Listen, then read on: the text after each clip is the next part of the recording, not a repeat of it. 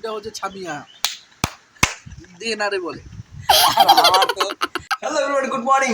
আমি সৌরভ। আজকে যাব আমি 7 পয়েন্ট করে নিয়ে এনজিবি ড্রপ। তা আমার ব্লগটা দেখতে থাকুন। আজকে আমার গাড়ি স্টার্ট হয়ে গেছে, আমার ব্রেকফাস্টও কমপ্লিট। চলুন বের হওয়া যাক। আজকে প্রথমে যাব ঝালং, তারপরে বিন্দু, তারপরে মূর্তি করে নিয়ে সোজা এনজিবি পৌঁছতে পৌঁছতে মোটামুটি রাত্রি হয়ে যাবে, কারণ তো রাত্রে ট্রেন।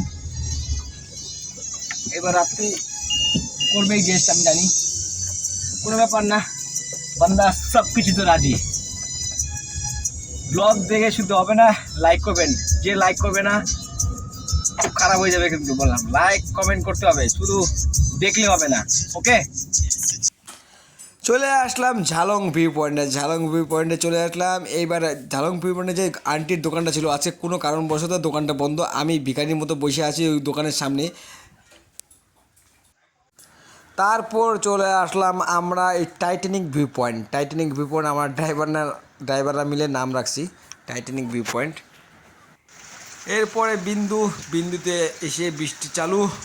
কী করবো, একা একা বসে আছি মন খারাপ করে, কেউ নাই। সব বৃষ্টি চারোদিকে বৃষ্টি, আর গেস্ট গেল। আমরা বিন্দুতে আসছি, মোটামুটি 2 ঘন্টা হয়ে গেছে। এরও একটা খাইস্টা পার্টি, আমার তো আরও খাইস্টা পার্টি। আমার তো হিজড়া পার্টি। দুইটা হচ্ছে ছামিয়া দে না রে বলে। আর আমার তো এক জায়গায় 500 করে ফটো তুলে তাও হয় না, এত দেরি। তো আমরা এখানে দুজনে কী করতেছি, 2 ঘন্টা থেকে বসে আমাকে বারবার বলে ডক্সি খানে, আমি তো খাবো না। তাহলে আমাদের অবস্থাটা বুঝলি, কেউ নাই বিন্দুতে, আমরা দুজন বসে আছি, এদিকেও কেউ নাই, দেখো, ঠিক আছে, আমরা বসে আছি আর বসে বসে খালি দে না। গাড়িতে 8 জনের মধ্যে 2 জনই হচ্ছে হিজড়া। পার্টি আমাদের কপালে এমন পার্টি জুটছে আজকে, আমাদের 2 ঘন্টা হয়ে গেছে। হিজড়া আবার সামনে বসছে গাড়ি, আমি তো একটাকে মেয়ে ভাবছিলাম পিছন দিক থেকে দেখে। বিন্দু কমপ্লিট করে যাওয়ার পরে আমরা যাচ্ছি এখন এই চাপড়ামারি ফরেস্ট হয়ে। এবার যাবো গাজলডোবা গিয়ে কিছুক্ষণ থামবো। সানডে বলে গাজলডোবা আজ পার্কিং নেই, প্রচুর ভিড়।